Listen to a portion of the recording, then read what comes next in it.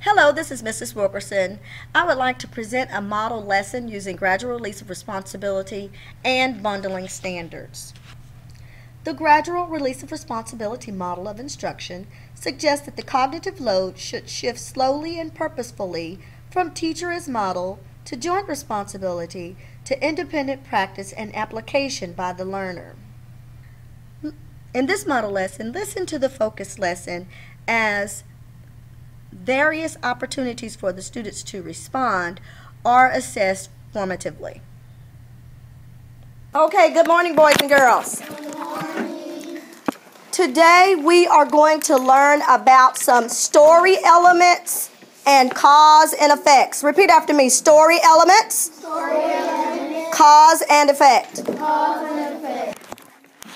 All right, so let's review story structure. Everybody repeat after me. Story structure. Story structure. It's the way an author organizes the events of the plot using story elements such as flashbacks and foreshadowing. Let's read that together. 1, 2, read.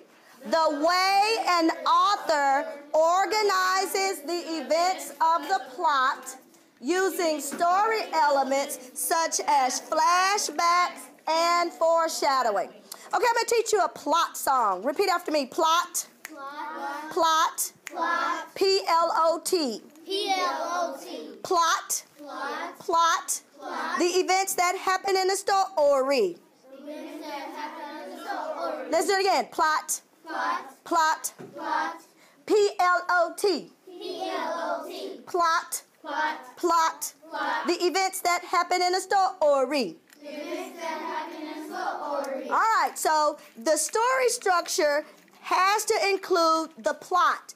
And the author uses different story elements such as flashbacks and foreshadowing to move the plot along. So at this time, on the left side of your journal, I want you to quickly write the definition of story structure. Go. All right, flashback, also called a memory moment. What is it called? Also called the Memory moment. So flashback, do that.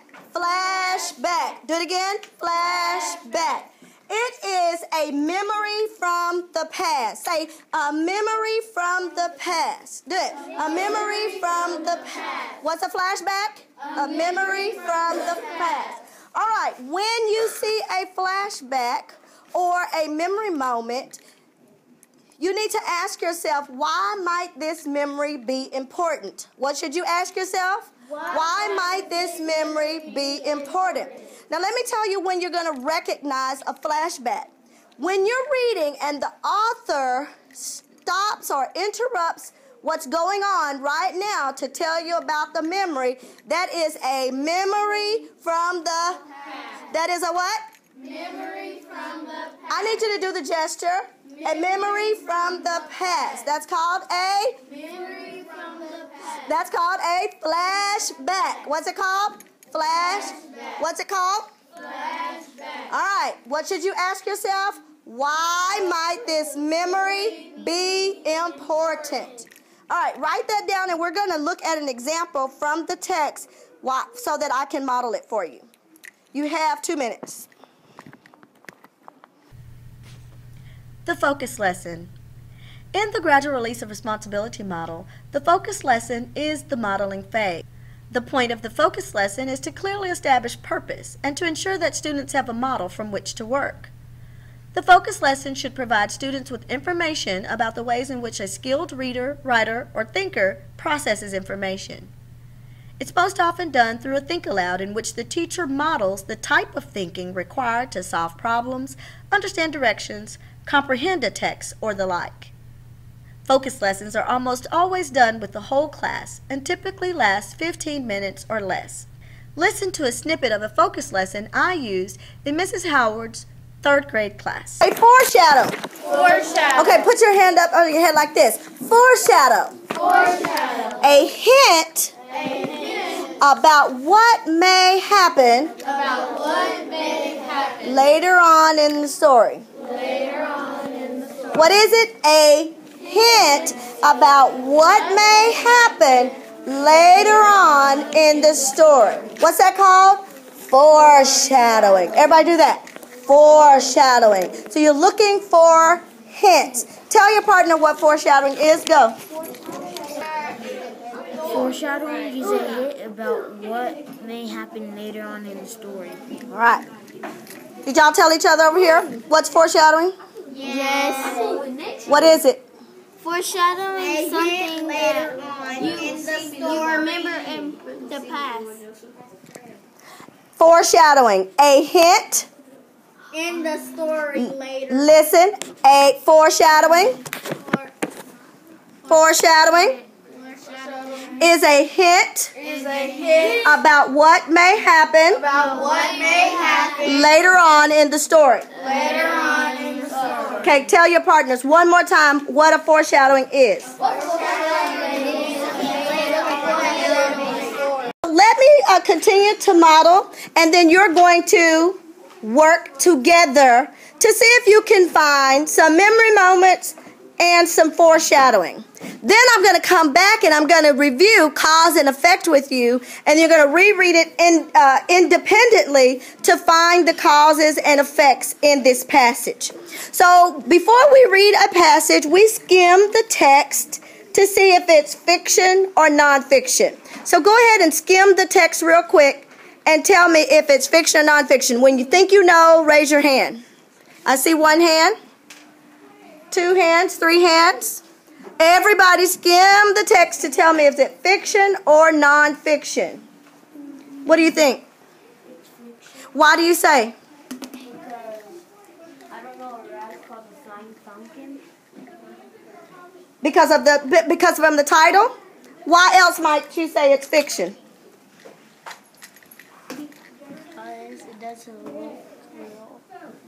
Because it doesn't look real?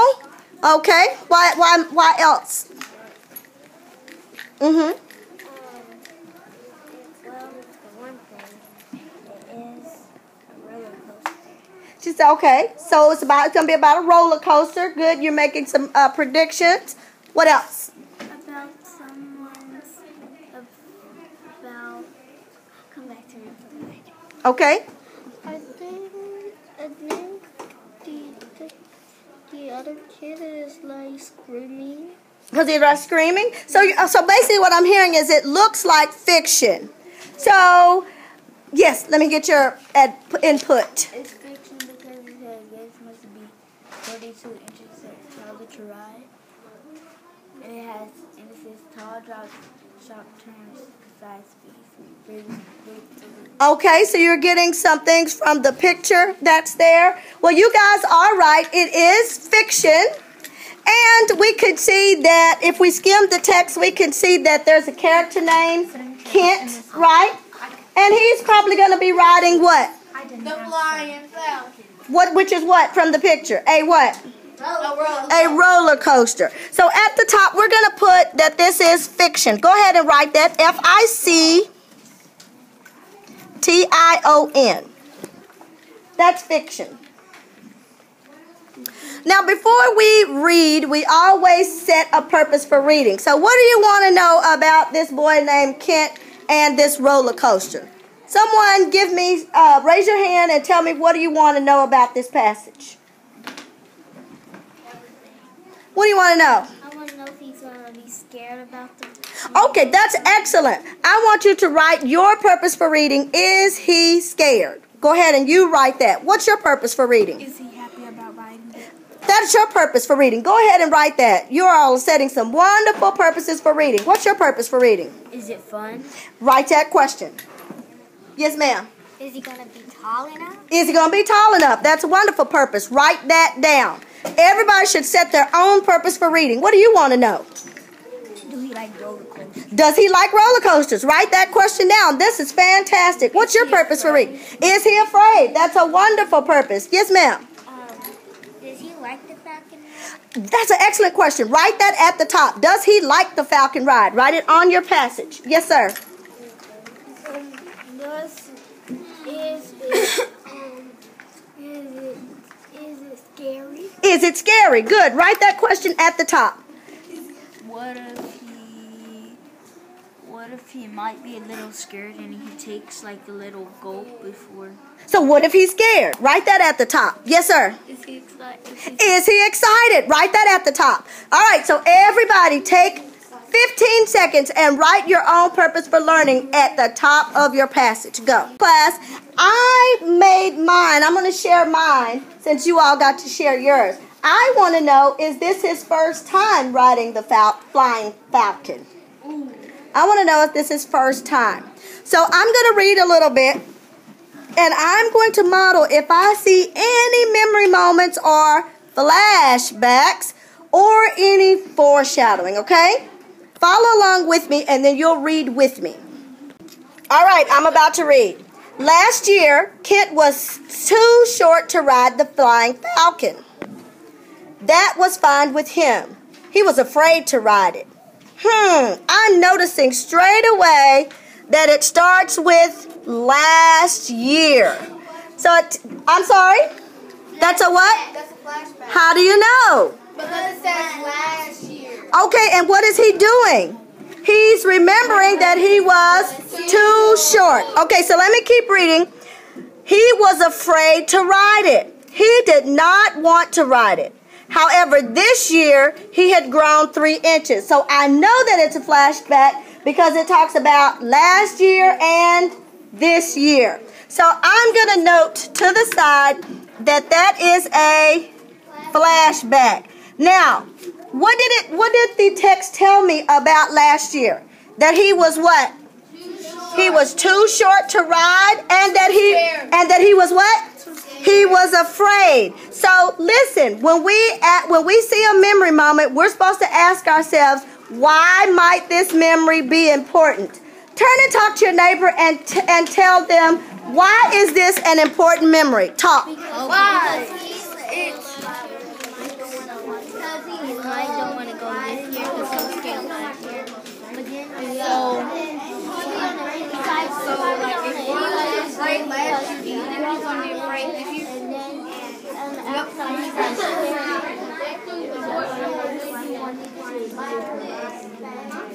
Why is this an important memory? Discuss it, please. What do you mean? What's going to happen? What is it going to talk about? Last year.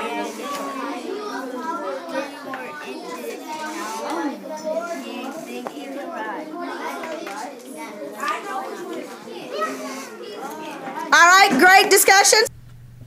Formative assessments in focus lessons. Every phase of instruction must be accompanied by a means of checking for understanding, beginning with the focus lesson. This is most commonly done through oral and written summaries.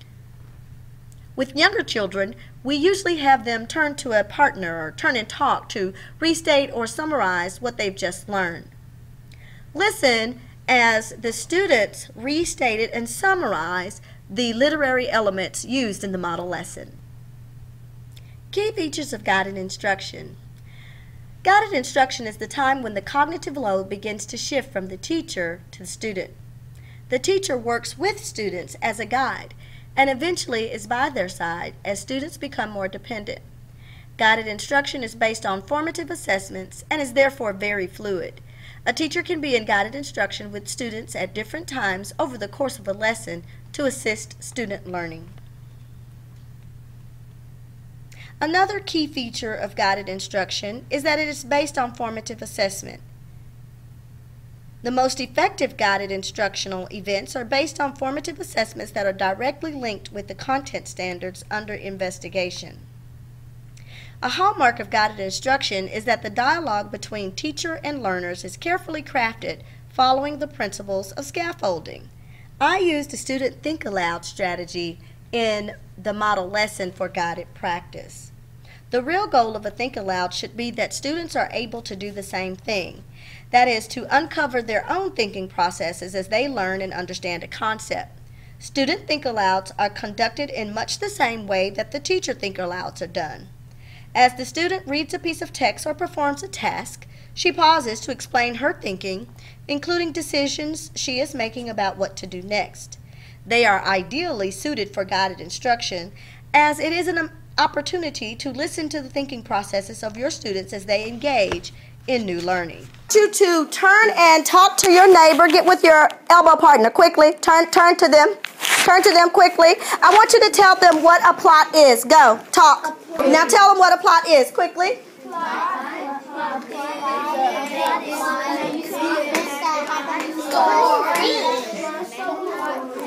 All right, stop.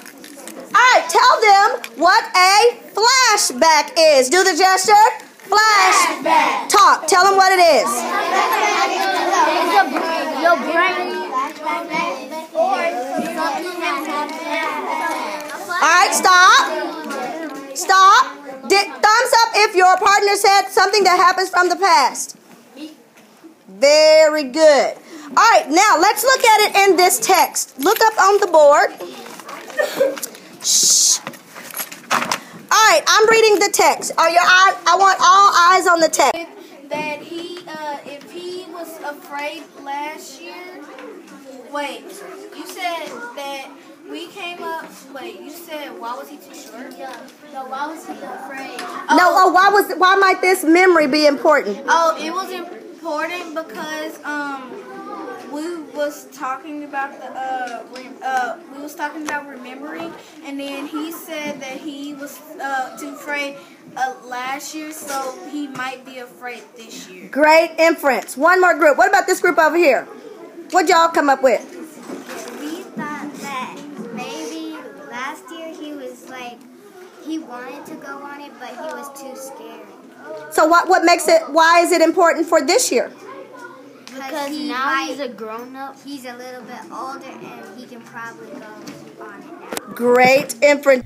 The collaborative learning phase of the gradual release of responsibility. Collaborative learning provides students an opportunity to work together to complete specific tasks. The best collaborative learning tasks allow students to apply what they have learned in focus lessons and guided instruction. Some instructional strategies for collaborative learning are reciprocal teaching, jigsaw, a listening or viewing station, visual displays, literature circles or book clubs, labs and simulation, skills practice, or collaborative centers or workstations. In this model lesson, I used skills practice. Students need time to practice new concepts in the company of peers who are learning along with them. This is especially true of actions that require many repetitions in order for the skill to move to a level of automaticity. Collaborative learning arrangements offer an ideal time for students to practice these skills in the company of peers while the teacher works with other students. The combination of oral and written language channels helps contribute to students' rates of acquisition because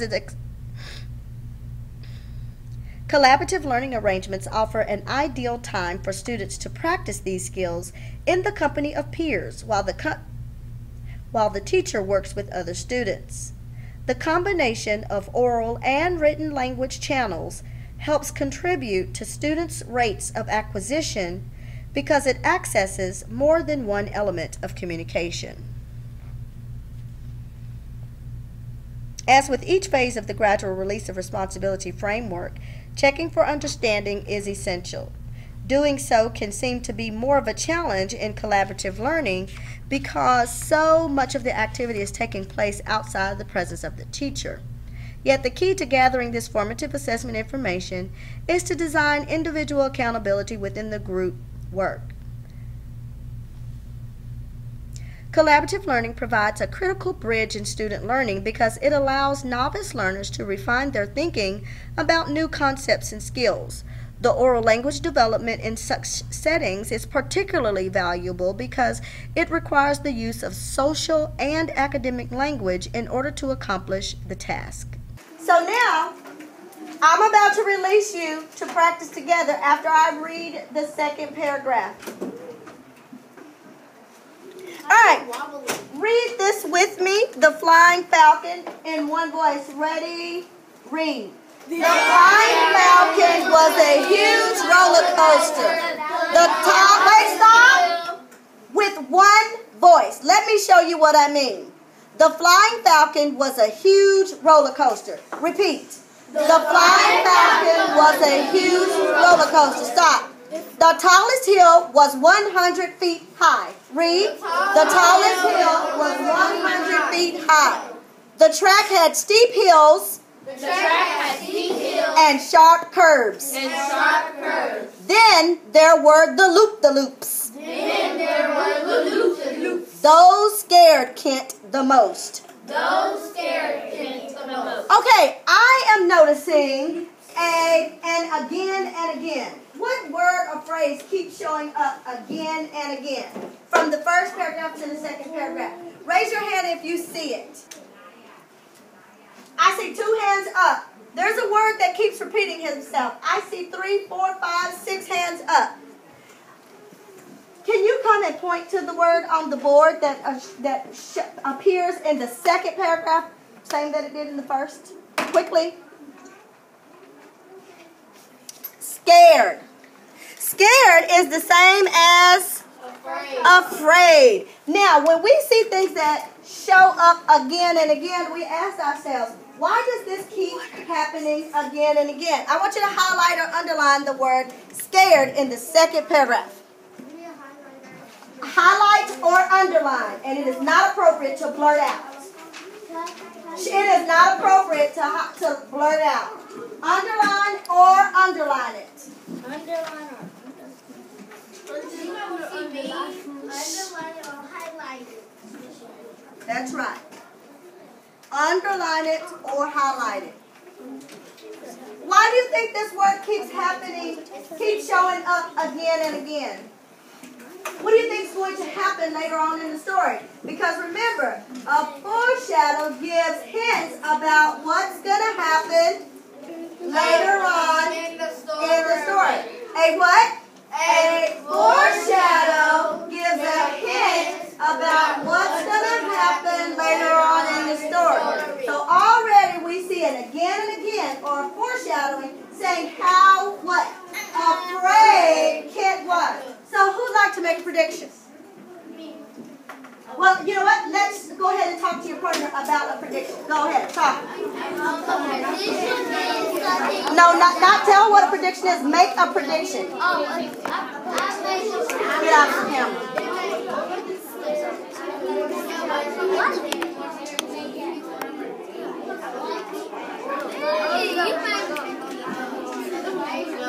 Get on task. Make a prediction. 10 seconds. Do what you're told. Go, My prediction is he is going to be able to stop digging it. All right, stop. Zero's up. All right, I need some students to share their predictions because we've had a foreshadow of the word again and again for afraid or scared. What might happen later on in the story? Yes, ma'am. I think that he's not going to be afraid. I like the way that you used I think. When we use I think, that is we're making an inference. That's very good. Let's have this back table shared.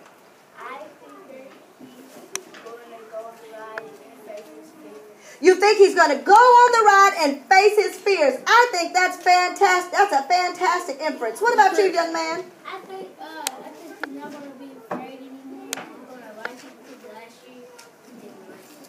All right. What a wonderful inference. He was scared. He was scared last year, so you're thinking he's going to overcome his fears. Young lady with the pretty pink bow. I think he's going to go on it and then he's going to want to go on it again. You think he's going to go on it, going to want to go on it again and again. One more over here at this table. Somebody share. Go ahead. My prediction is I like that stem. My prediction is, yes. that when he get on it, Mm-hmm. then I think if he eats it, he's going to throw it, but then he's going to make it take up his mind saying, oh, I really like this. So first you think he's going to be afraid and kind of throw up, but then he's going to say, oh, I really like this. All right, let's read on to see if your predictions are clear. So now I'm noticing that you all have an understanding about the plot, because what is it? The events that happen in the story. I see that you know what a flashback is. It's what? A memory from the past. And you know that a foreshadow is about what's going to happen later on. All right, so I'm going to release you now to work. I want you to read in pairs the rest of the story. Paragraphs 3 through 14. Read with your partner. Read with your partner. Everybody should be on task. Oh, wait, let me set for what you're going to do. Zeros up. In your journals, while you are reading, I want you to, on the other side of your journal where you wrote your notes, I want you to fold that paper in half like this. Quickly, follow me.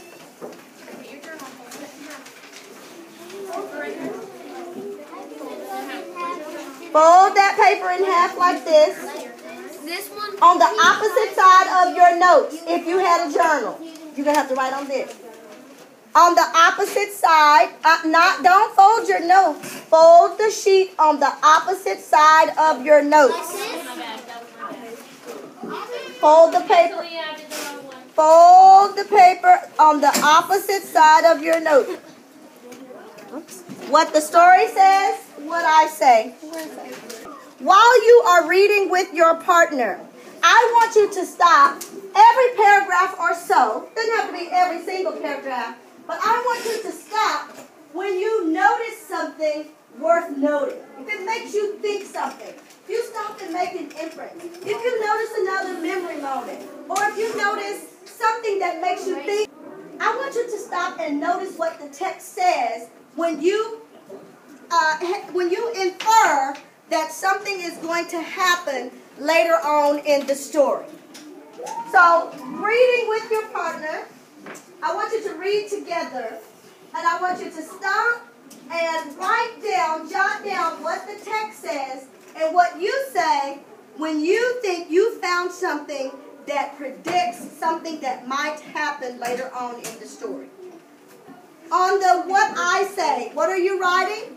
Under what I say. Under what I say, what are you writing? Your predictions. You're writing your predictions. Thank you, Jeremiah. You're writing your predictions because you're thinking about, this text makes me this text is foreshadowing something that may happen later on in the story. Okay? I want you now to read. I'm going to walk around and make sure that you are on task. I want you to read together paragraphs 3 through 8. No, 3 through 7. And then you're going to read the 8 through 14 all by yourself. Go ahead and talk. Go ahead and read. Independent learning tasks.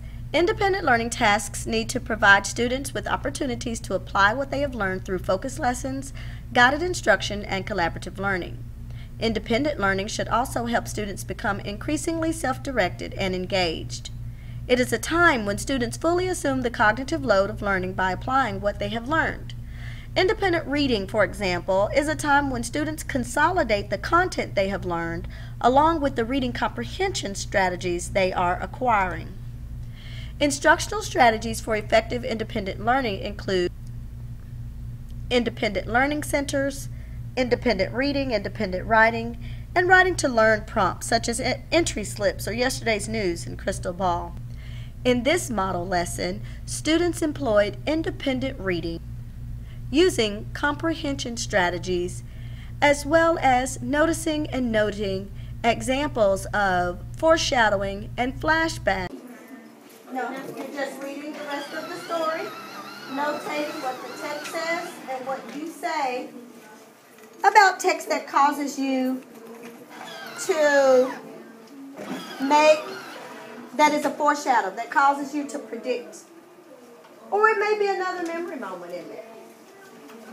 But there's definitely some foreshadowing. So we're reading to ourselves, not with a partner. This is your individual work.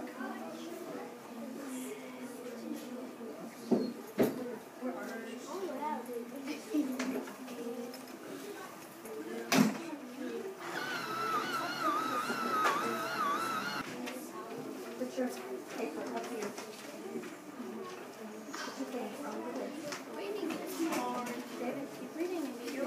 Reading is hard. Why?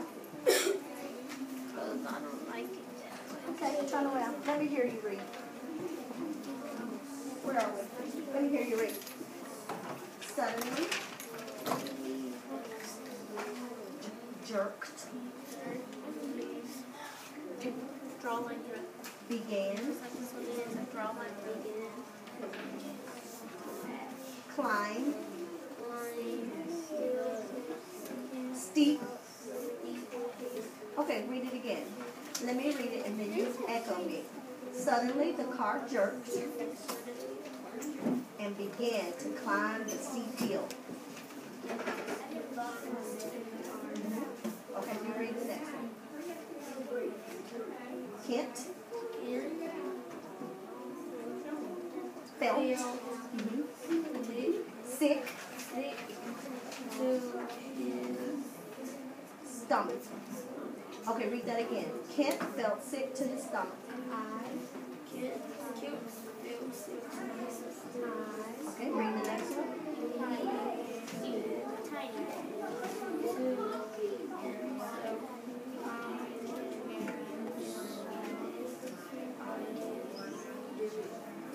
All right. Now, in that paragraph, does it make you think about something that's going to happen? Can you make a prediction? You think he's going to throw up? Oh, that's a good inference because the text says he felt his sick to his stomach. So that's what you're going to write on your log. That's perfect. So can you write? Let me get where's your pencil? Let me underline. Kent felt sick to his stomach. You're going to write that over here. And then you're going to write, what did you say? You think he's going to throw up. You write that on this side. You understand? Okay, go ahead and write. That's enough. Yes.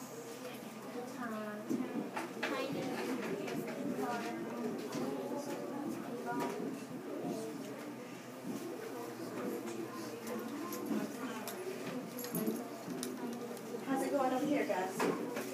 What are y'all thinking? Show me.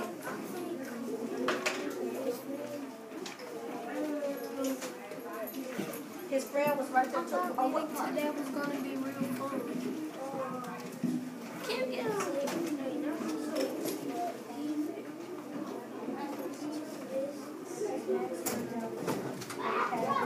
Of course she's saying, I'm with you all the way.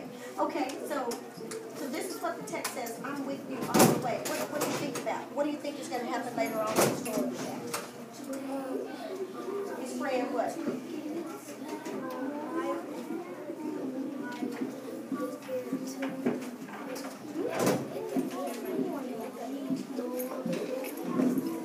Oh, well, write that on the other side.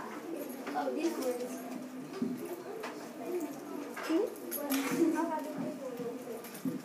Okay. Well, I'm going to open it up so you can put your thinking on this side. So you're going to put, what I say, your thinking on this side. Because what you say is the most important. What you think is the most important. What do you have here? So what's that make you think might happen later on in the story? Okay, right there. That's good.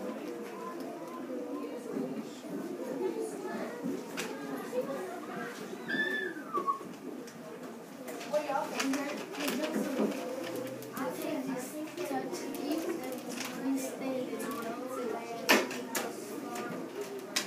Okay, what text made you think that? Right, what the text says over this. What made you think that? That's good. Uh-huh.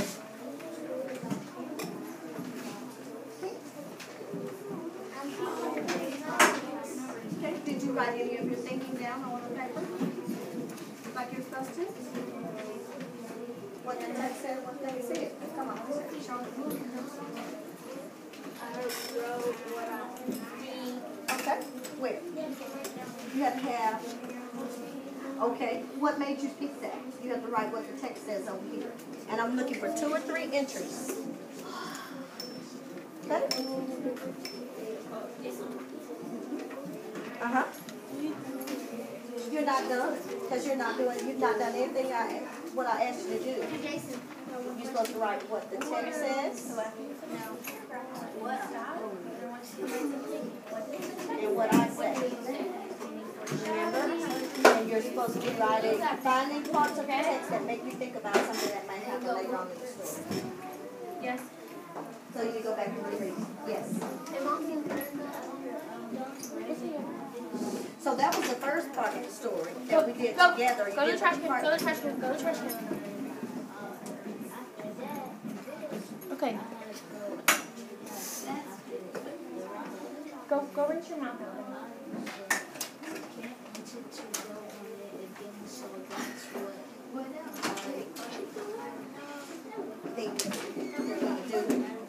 All right, but now you started reading from here on down. There's some other things that cause you to think about what's going to happen later on. Have you read everything?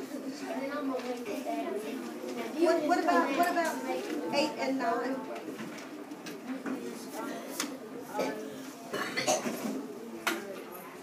Okay, I need you to reread it and think about what the text is really saying, because you haven't made any foreshadowing on your own. This is what you did it with your partner. So now you need something that you did by yourself. Okay? What do you think is going to happen later on based on what the author wrote? We're at 0. We're at 0.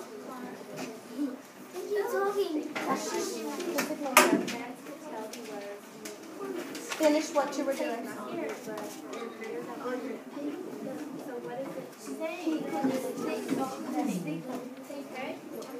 That causes you to think about what might happen later.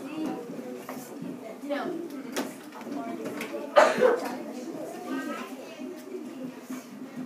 Okay, about 10 more minutes. What's wrong, honey?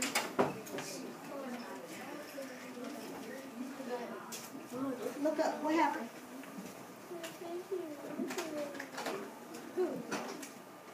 Joseph threw it at you. Threw what? He threw the tape at you. That tape had fall on it and they keep... No, that's Jason. I did not throw it to her. Okay. I did not throw that to her. I'm over here working. Here's the thing. I don't know that you're going to work out right here with Jason. So I need you to stand up. And we're going to work on, you can Let me read this part. Let me read it. I need to know what in the story makes you think that. Yeah.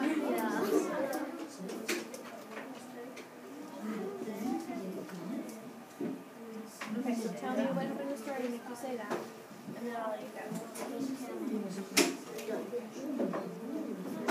Now here, there's that word afraid again. Why does this keep showing up again and again? What did make you think that's going to happen later on in the story? Nets could tell he was afraid. So if you write that there, what do you think that's going to happen later on in the story? Yeah, but tell me what you think about. What are you thinking that's going to happen later on? Kent is going to be happy he wrote it? Okay, write that on the other side. Very good.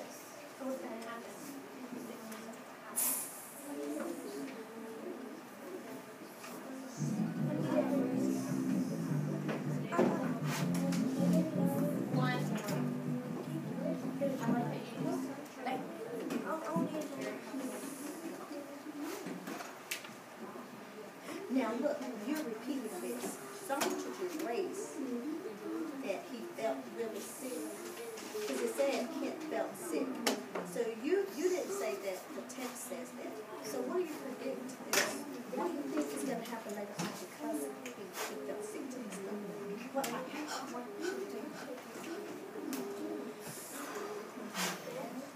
That's what I'm thinking. So, right.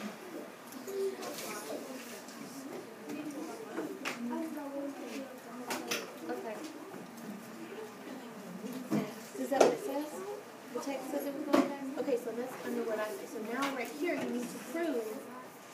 you think about yourself. You gotta prove it. You gotta prove your thinking. You can't just think for no reason. You gotta prove it, right? Go in the story and look. It's good that you're thinking. That's good, right? But you have to prove why you think that. You can't just think something.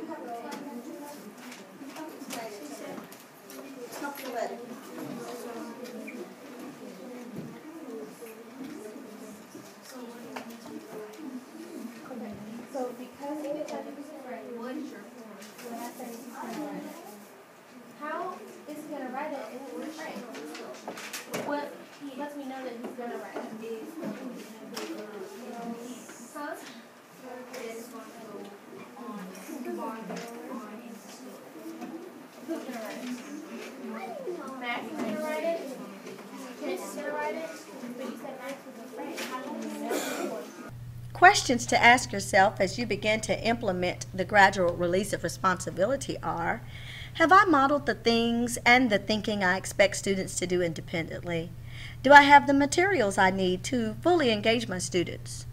Are there times that I become the manager of the classroom and not the teacher? And can I move these tasks from whole group class to collaborative learning? Are independent learning tasks meaningful applications of content learned in the class? And have I taught the routines and procedures necessary for students to work in a gradual release classroom? In closing, I'd like to ask you to reconsider how you learn. Think about the things you're good at and how you became good. Can you see the gradual release of responsibility model in your own learning? Can you see this approach resulting in better outcomes for students? The responsibility is now yours. Thanks for listening, and until next time, goodbye.